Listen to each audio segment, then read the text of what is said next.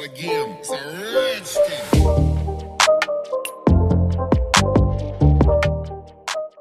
In this session, we are going to learn about relational operator. In this category, we have four operators that are less than equal to, greater than, and greater than equal to.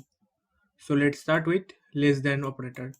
It will return true if the left operand is less than the right operand. Otherwise, it will return false. For example, here the left operand is 5 and then I am applying this operator that is less than, and our right operand is 7. So here the left operand is less than the right operand, so it will return true. So our second relational operator is less than equal to. It will return true if the left operand is less than or equal to the right operand. For example, here we have 4 as the left operand and here I am using this less than equal to sign, and then our right operand is also 4. So if I press enter, it is showing true because the left operand is equal to the right operand. So our next relational operator is greater than. It will return true if the left operand is greater than the right operand, or otherwise it will return false. For example, here we have 10 as the left operand and then I am applying this greater than sign and 4 as the right operand. So it is going to print true because the left operand is greater than the right operand. Our last relational operator is greater than equal to. It will return true if the left operand is greater than or equal to the right operand. For example, here we have 10 as the left operand and then here I am applying this greater than equal to operator and our right operand is 7. So here this left operand is greater than the right operand. So it is going to print true. And also if I write 10 and greater than equals to 10, then also it is going to print true because here 10 is equals to 10. You have already seen that these operators can be used on numeric data type. For example, you can also use these relational operators on Boolean value. Like if I write true greater than false, then it is going to print true because true is similar to 1 and false is similar to 0. But remember that we can't use relational operators on complex data type. If you try to use this, then it is going to raise an error. For example, here we have a complex value like 3 plus 4j, and we have another complex value that is b equals to 5 plus 7j. Now if I use this relational operator that is a greater than b, then it is going to raise an error like this. So the next point is we can use these operators on string data type also, but the question is how will it be compared. So the comparison will be done based on the Unicode of the first alphabet. So here we have two string value, that is a equals to apple and b equals to apple. But note that in this case this a is in lowercase and here this a is in uppercase. We know that the Unicode of the lowercase a is 97 and the Unicode of the uppercase a is 65. So here it is 97 and here it is 65. So if I write a greater than b, then it is going to print true because here a is 97 and here a is 65, like this. But one important thing is you can't compare a string value with a numeric value, then it will raise an error. For example, here we have a string value like a equals to apple and we have an integer value like b equals to 10, and if I write a greater than b, then it is going to raise an error like this. You can also use these relational operators on collection data type.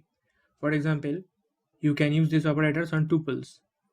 Then it is going to compare the first element of each tuples and based on which it will return the result. Now if I compare these tuples like a is greater than b, then it is going to print false because here the first element is 1 and here the first element is 7. So a is less than b. So here if I write a greater than b, then it is going to print false. Now what will be the answer whenever we have more than 2 operands? For example, here we have 4 operands. So what will be the answer? In this scenario, the result will be true if and only if all the result of each comparison will become true. For example, here we have 3 greater than 2. So the result will be true because 3 is really greater than 2. And the result of the second comparison will be false because here 2 is less than 1. So it is not correct. So the result of this second comparison will be false. And the last comparison is 1 is less than 10. So it is also true. So the result of this last comparison is going to true.